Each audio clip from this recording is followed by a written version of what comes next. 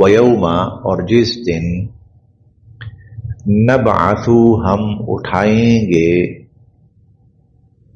من سے کلی ہر امت شہیدا گواہ وَيَوْمَ نَبْعَثُ مِنْ كُلِّ أُمَّةٍ شَهِيدًا اور جس دن ہم ہر امت میں سے ایک گواہ اٹھائیں گے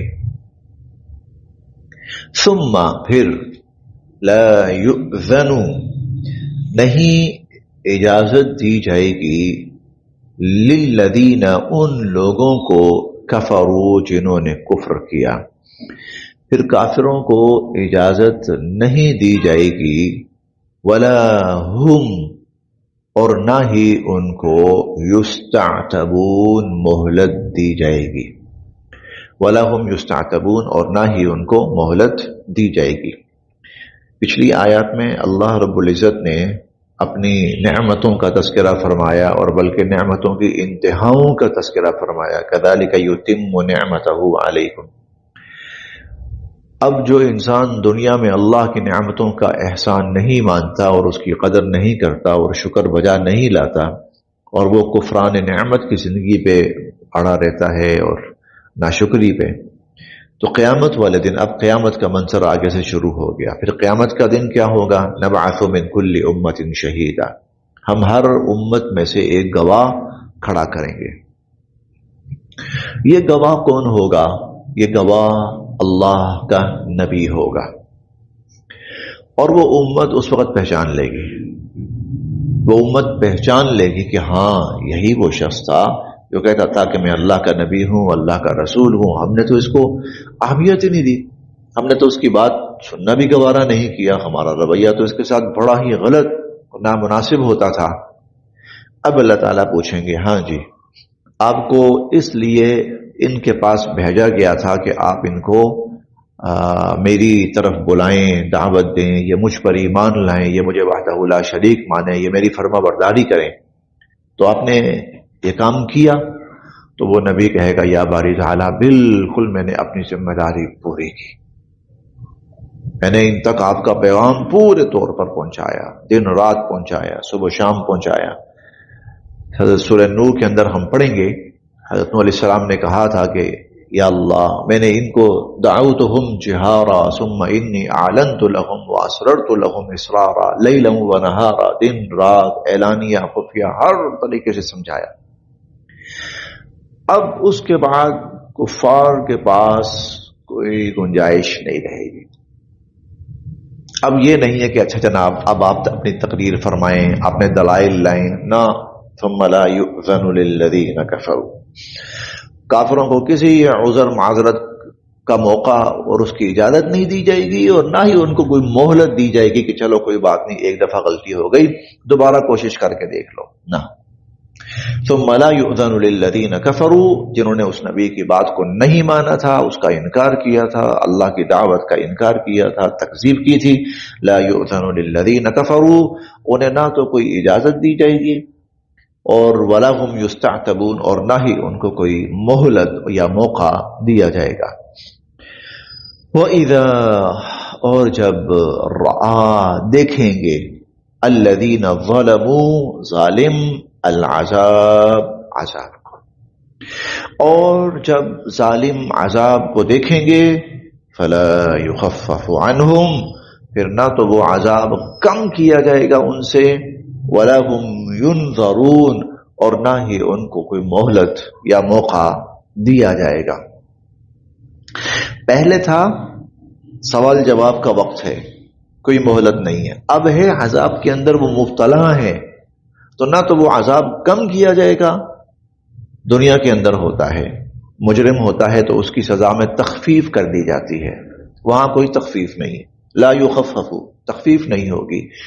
دوسرا یہ ہوتا ہے کہ ملزمان کو بسا اوقات چھٹی بھی دے دی جاتی ہے، کسی نہ کسی اس پر رہا کیا جاتا ہے، چلو فلاں مجبوری ہے، فلاں عذر ہے، تو اس کو رہا بھی کیا جاتا ہے وقتی طور پر۔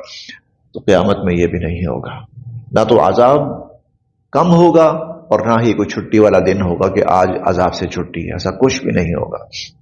وَإِذَا اور جب رَآ دیکھیں گے الَّذِينَ وہ لوگ أَشْرَكُوا جنہوں نے اللہ کے ساتھ شریک بنایا اوروں کو، جنہوں نے اوروں کو اللہ کے ساتھ شریک بنایا، اللہ کا شریک ٹھہرایا، شرک کیا، جب وہ دیکھیں گے کن کو؟ شرکاءہم اپنے شریکوں کو، اپنے شریک جن کو اللہ کے ساتھ شریک بنایا تھا، جن کو معبود سمجھتے تھے، قالوا تو کہیں گے ربنا اے ہمارے رب، ہؤلاء یہ ہیں، شرکاؤنا ہمارے شرکا، یہ ہیں ہمارے معبود، الذین جنہیں کنا ندعو ہم پکارا کرتے تھے، من دونک آپ کو چھوڑ کر، یہ ہیں وہ جن کو ہم پکارا کرتے تھے، شاید اس امید پر کہیں گے مجرم یہ ہیں، قصوروار یہ ہیں، انہوں نے ایسا کوئی راستہ بنایا تھا، ہم اس غلط راستے پہ چلتے رہے اس امید پر کہ یہ پکڑے جائیں اور ہم کسی طرح چھوٹ جائیں۔ فَأَلْقَوْا إِلَيْهِمُ الْقَوْلَ فَأَلْقَوْا تو واپس بھیجنا، الیہم ان کی طرف، القول بات، فَأَلْقَوْا إِلَيْهِمُ الْقَوْلَ وہ ان کی بات واپس ان پہ الٹائیں گے، إِنَّكُمْ لَكَاذِبُونَ تم جھوٹے ہو، وہ کہیں گے تم جھوٹے ہو، ہم تو جانتے ہی نہیں، ہمیں تو پتہ ہی نہیں تم کون ہو، کس بنا پر ایسی بات کر رہے ہو، ہم تو تمہاری کسی عبادت سے واقف ہی نہیں ہیں۔ ہم پڑھیں گے انا کو بلکہ پڑھا ہے ہم نے 11ویں پارے میں، انا کو نانہا غافلین، یہ اللہ ہمیں تو پتہ ہی نہیں کون سے معبود، ہم تو مر کھپ گئے تھے، ہم تو اپنی قبروں میں چلے گئے تھے، اس کے بعد انہوں نے کیا کیا، واللہ اعلم، انکم لکاذبون کہیں گے تم جھوٹے ہو۔ وَأَلْقَوْا إِلَى اللَّهِ پھر وہ پیش کریں گے اللہ کے سامنے، یومئذ اس دن، السلم اپنی فرما برداری، پھر وہ اللہ کے سامنے اپنی فرما برداری پیش کرنے کی کوشش کریں گے۔ وَضَلَّ اور بھول جائیں گے عنہم ان کو، ما كانوا یفترون جو وہ غلط باتیں اللہ کی طرف منسوب کرتے تھے، جو افتراء پردازیاں تھیں ان کی، وہ سب کے سب اس دن وہ بھول جائیں گے۔ الذین بے شک وہ لوگ، کفروا جنہوں نے کفر کیا، وصدوا اور اوروں کو روکا، عن سبیل اللہ اللہ کی راہ سے اوروں کو بھی روکا، وہ لوگ جنہوں نے کفر کیا، خود بھی کفر کیا اور اوروں کو بھی روکا، زدناہم ہم بڑھاتے چلے جائیں گے ان کا، عذابا فوق العذاب عذاب پر عذاب، ہم ان کے لیے عذاب پر عذاب بڑھاتے چلے جائیں گے، بما کیونکہ کانوا یفسدون وہ زمین میں فساد برپا کرتے تھے، کیونکہ وہ زمین کے اندر فساد برپا کرتے تھے۔ وَيَوْمَ اور جس دن، نبعث ہم اٹھائیں گے، من کل امت ہر امت میں سے، شہیدن ایک گواہ، علیہم ان پر، وَيَوْمَ نَبْعَثُ مِنْ كُلِّ أُمَّةٍ شَهِيدًا عَلَيْهِمْ مِنْ أَنفُسِهِمْ اور جب ہم اس دن انہی میں سے ایک گواہ اٹھائیں گے ہر امت میں سے، وَجِئْنَا اور پھر ہم آپ کو لائیں گے، بکا ان سب پر، بکا آپ کو، پھر وجئنا ہم لائیں گے، بکا آپ کو، شہیدن گواہ، علی ہؤلاء ان سب پر، وجئنا بک شہیدن علی ہؤلاء اور پھر ہم ان سب کے اوپر آپ کو گواہ بنا کر لائیں گے۔ مثلا حضور کی گواہی کیسی ہوگی؟ انبیاء کا انکار کر دیں گے لوگ، پتہ نہیں ہم تو نہیں جانتے کون ہے، پھر حضور صلی اللہ علیہ وسلم تشریف لائیں گے، کیونکہ آپ سب سے آخر میں آئے، آپ سب کی دعوتوں سے آگاہ ہوئے، تو حضور علیہ الصلوۃ والسلام پھر ان کے بارے میں اللہ کے حضور گواہی پیش کریں گے کہ یا اللہ یہ سب سچے ہیں، یہ انبیاء سچے ہیں، انہوں نے بالکل جو کام آپ نے ان کے ذمے لگایا انہوں نے کیا، جو دعوت آپ نے ان کے ذمے لگائی انہوں نے دی۔ وجئنا بک شہیدا علی ہؤلاء پھر ہم آپ کو ان سب کے اوپر گواہ بنا کر لائیں گے۔ وَنَزَّلْنَا اور ہم نے نازل کی، علیکا آپ پر، الکتاب یہ کتاب، تبیانا لکل شیء، جو ہر چیز کھول کے رکھ دینے والی ہے. تبیان بالکل وضاحت سے کھولنا. تبیانا لکل شیء، جو ہر چیز کھول کے رکھ دینے والی ہے. وہدا، اور یہ ہدایت ہے. ورحمہ، اور رحمت. ہدایت سیدھا راستہ، یہ ہے سیدھا راستہ. ورحمہ، اور باعث رحمت ہے.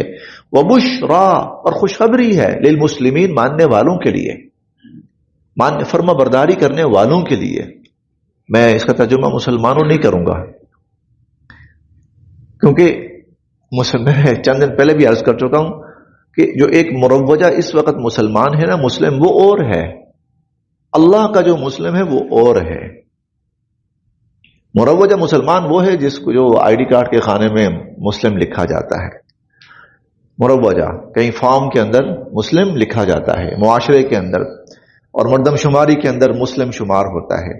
اللہ کے ہاں مسلم وہ نہیں ہے. اللہ کے ہاں مسلم وہ ہے جو اللہ کے تمام احکامات و تعلیمات اور ان سب کا فرما بردار ہے.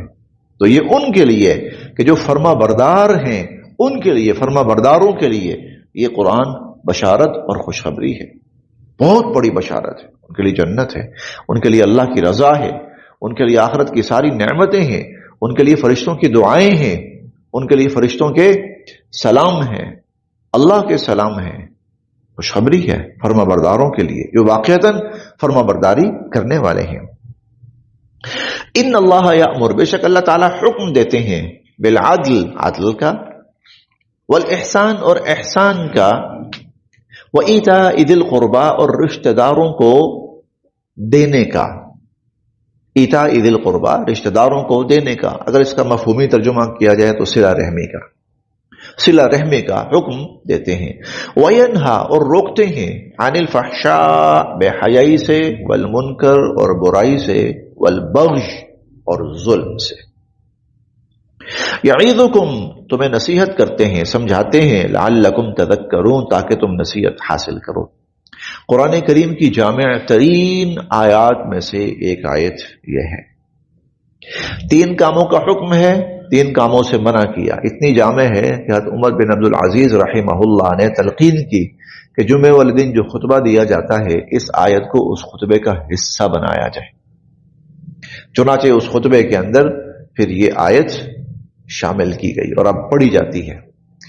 3 کاموں کا حکم ہے، عدل، احسان اور صلہ رحمی. عدل کیا ہے؟ عدل کا مطلب ہے کہ جس کا جو حق ہے اس کو اس کا حق پورا پورا دے دیا جائے اور اپنا حق پورا پورا لیا جائے. یہ عدل ہے. اردو زبان کے اندر انصاف کا لفظ قریب قریب اس کے ہم معنی ہے، انصاف کا. لیکن عدل کا معنی برابری نہیں ہے. عدل کا معنی برابری نہیں ہے. عدل کا معنی یہ ہے کہ جس کا جتنا حق ہے وہ لے لے، دینا ہے دے دے جس کا پورا پورا حق، اور اپنا حق پورا پورا لے لے. عدل کا معنی برابری نہیں ہے. عدل کا معنی حقوق کی مکمل ادائیگی، حقوق کی مکمل ادائیگی. اچھا، جہاں جو چھوٹا ہے اس کا جتنا حق ہے اس کو اتنا دے دیا جائے، بڑا ہے اس کا جتنا حق ہے اس کو اتنا دے دیا جائے. اسلام عدل کی تلقین کرتا ہے. آپ ایک چیز دیکھیں گے، نوٹ کریں گے کہ عموماً جو غیر مسلم معاشرے ہیں وہ عدل سے زیادہ مساوات کی بات کرتے ہیں. وہ عدل سے زیادہ مساوات کی بات کرتے ہیں. اسلام مساوات کی بہت کم بات کرتا ہے بہت کم. اسلام عدل کی بات کرتا ہے.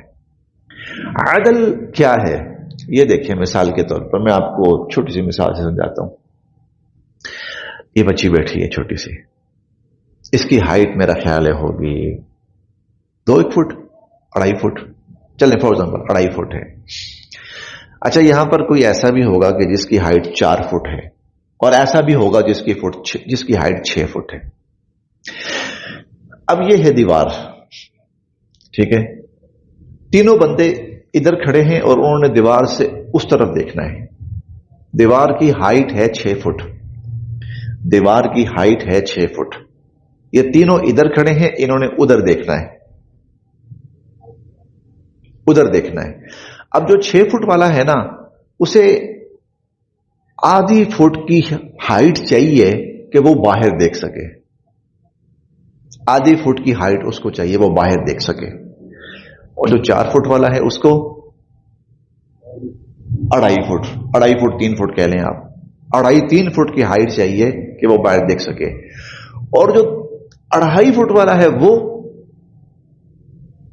उसे 4-4.5 फुट की हाइट चाहिए, ठीक है।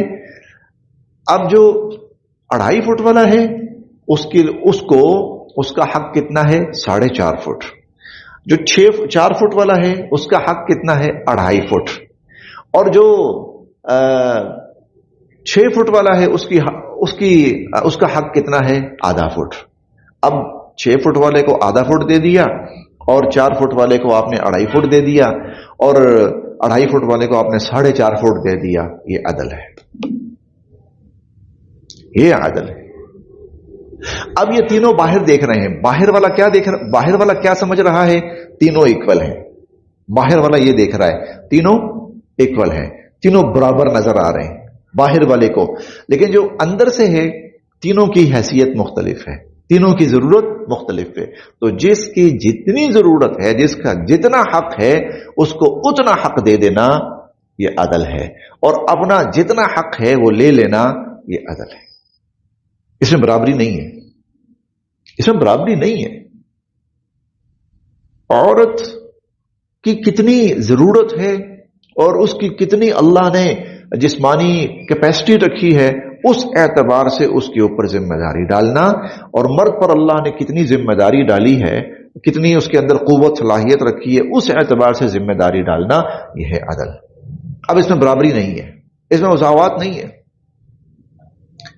औरत जिस्मानी एतबार से कमजोर होती है, भले से देखने में वो सेहतमंद नजर आए, और मर्द जो है वो जिस्मानी एतबार से ताकतवर होता है, भले से देखने के अंदर वो इतना सेहतमंद नजर ना भी आए, लेकिन फिर भी बोझ उठाना है औरत नहीं उठा सकती। ये नॉर्मली मैं बात कर रहा हूं, रेयर केसेस अलग चीज होते हैं। अब औरत के लिए इतना बोझ रखना जितना वो उठा सके, और मर्द के लिए इतना बोझ रखना जितना वो उठा सके, ये है अदल, ये अदल है। इन्नल्लाह यअमुरु बिल अदल, अल्लाह तक किस चीज का हुक्म फरमाते हैं? अदल का। तो एक चीज तो अदल है। अदल से क्या होता है? मुआशरे के अंदर हर इंसान की जरूरत पूरी हो रही होती है। मुआशरा बगैर किसी झगड़े के, फसाद के चल रहा होता है। फिर अल्लाह ताला एक कदम और आगे बढ़ाते हैं, वल एहसान। अल्लाह दूसरा हुक्म देते हैं एहसान का। एहसान क्या है? एहसान अदल से आगे बढ़ना। मसलन एक मुलाजिम 1 महीना काम करता है, महीना काम करता है तो उसकी तनख्वाह बनती है 30,000, मालिक उसको तनख्वाह देता है 30,000, अदल हो गया, ठीक है। उसका 30 बनता था, 30 दे दिया। अब उससे क्या है, वो जो मुलाजिम है वो मुतमईन हो गया, चले जी अल्लाह का शुक्र, तनख्वाह मिल गई, मेरे काम चलते रहेंगे। मालिक कहता ठहरो, ये लो यार, ये 5,000 मेरी तरफ से, ये एहसान हो गया। इससे क्या होता है? एहसान से क्या होता है? मुआशरे के अंदर खुशगवारियत पैदा होती है, मुआशरे के अंदर खूबसूरती पैदा होती है, मुआशरे के अंदर हुस्न सलूक बढ़ता है, मुआशरे के अंदर मोहब्बतें बढ़ती हैं। अदल करेंगे उससे मोहब्बतें नहीं बढ़ती, उससे ठीक है मुआशरा चलता रहता है। एहसान क्या करता है? एहसान इसलिए हुजूर सल्लल्लाहु अलैहि वसल्लम जब कर्ज लेते थे किसी से ना, उसका कर्ज वापस करते थे। जब वापस करते थे तो फिर उसके बाद आप फरमाते थे ये मेरी तरफ से, कोई भी चीज इजाफी अपनी तरफ से फरमाते, ये मेरी तरफ से। अब वो देने वाला ना एकदम खुश हो गया, ओह मैंने सिर्फ पैसा दिया था कर्ज, जब मुझे वापस मिला है, पैसा भी मिला है, साथ गुड़ भी मिला है, खजूर मिली है मुझे, उन्होंने अपनी खुशी से दी है, कोई डिमांड नहीं, ना भी दें कोई तकाजा नहीं। अब इससे क्या होता है? मोहब्बतें, कुर्बतें, खुशगवारियत, लचक मुआशरे के अंदर, जमाल, ये चीजें फिर मुआशरे के अंदर जन्म लेती हैं। तो इन्नल्लाह यअमुरु बिल अदल, अल्लाह ताला अदल का हुक्म देते हैं, पहला, ये पहली स्टेज है। वल इहसान, और फिर एहसान का हुक्म देते हैं, ये दूसरी स्टेज है।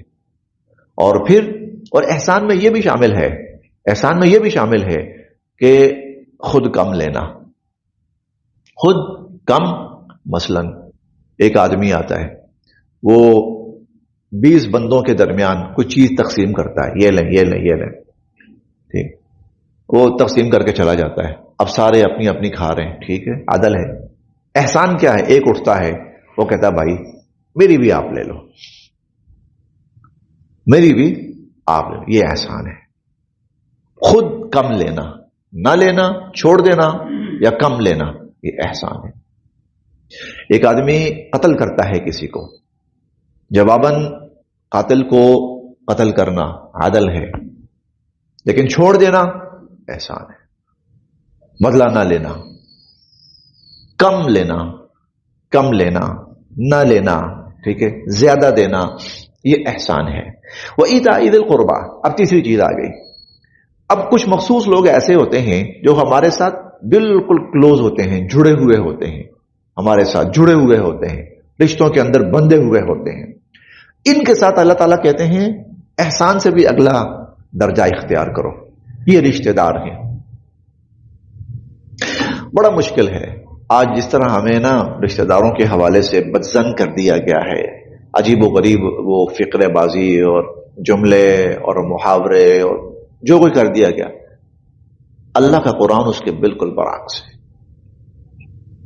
اللہ تعالیٰ کا قرآن اس کے بالکل، اللہ تعالیٰ کہتے ہیں رشتہ دار پہلے، امریکہ والا بعد میں، فلاں والا بعد میں، فلاں والا بعد میں، فلاں والا بعد میں، رشتہ دار سب سے پہلے. زکوٰۃ دینی ہے، پہلے رشتہ داروں کو دیکھو.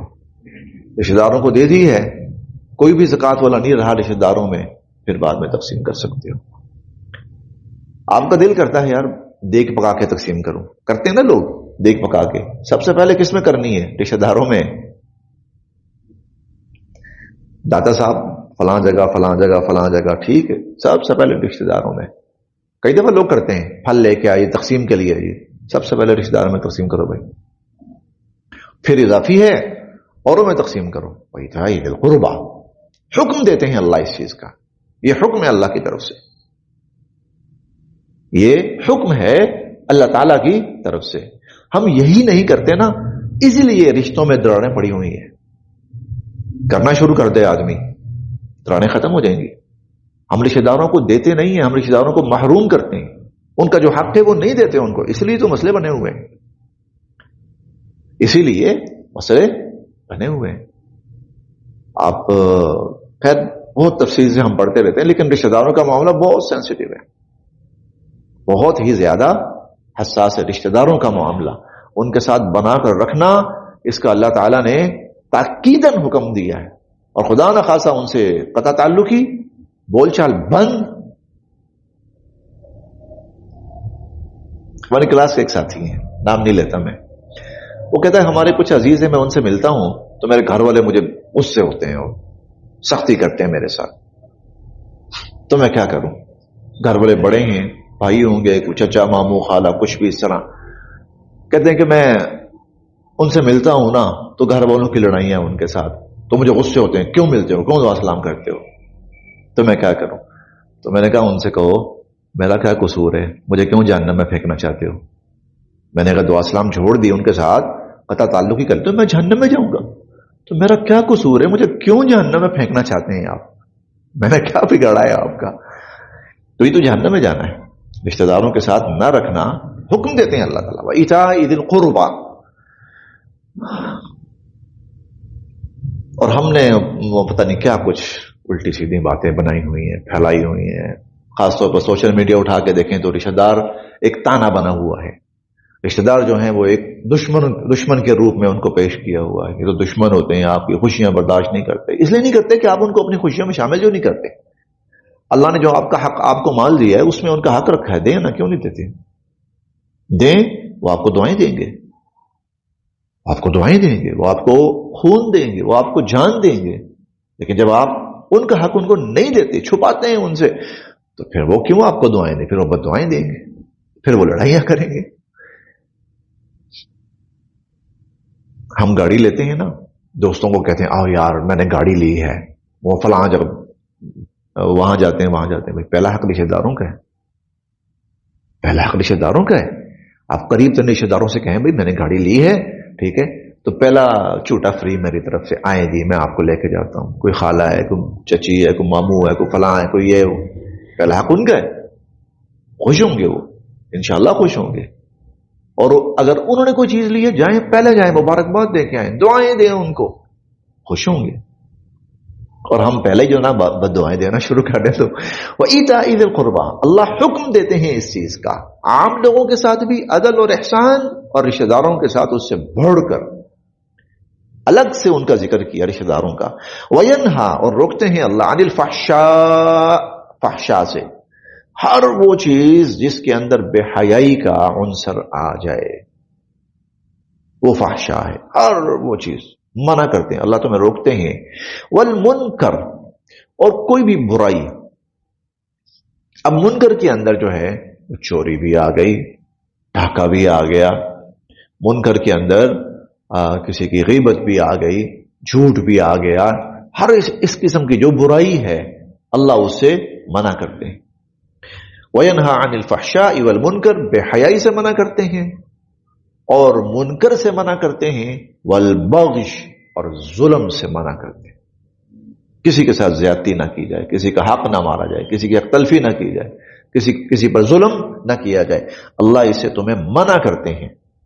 یعظکم، اللہ تمہیں سمجھاتے ہیں، نصیحت کرتے ہیں. لعلکم تذکرون، تاکہ تم نصیحت حاصل کرو، تاکہ تم نصیحت حاصل کرو. آپ یقین کریں کہ صرف یہ ایک آیت، ہمارا معاشرہ اس پہ آ جائے سب ٹھیک ہو جائے گا، عدل ہو جائے، ہر شخص کو اس کا حق ملنا شروع ہو جائے، کوئی ہڑتال نہیں ہوگی، کوئی دھرنا نہیں ہوگا، کوئی جلسہ نہیں رہے گا، کوئی جلوس نہیں رہے گا. ہر بندہ کہے گا بھائی مجھے اللہ کا شکر ہے، میرا سب کچھ مجھے مل رہا ہے، پھر مجھے کیا پریشانی. ان اللہ یأمر بالعدل والاحسان، اللہ تعالیٰ عدل کا حکم دیتے ہیں، اللہ تعالیٰ احسان کا حکم دیتے ہیں، اللہ تعالیٰ صلہ رحمی کا حکم دیتے ہیں.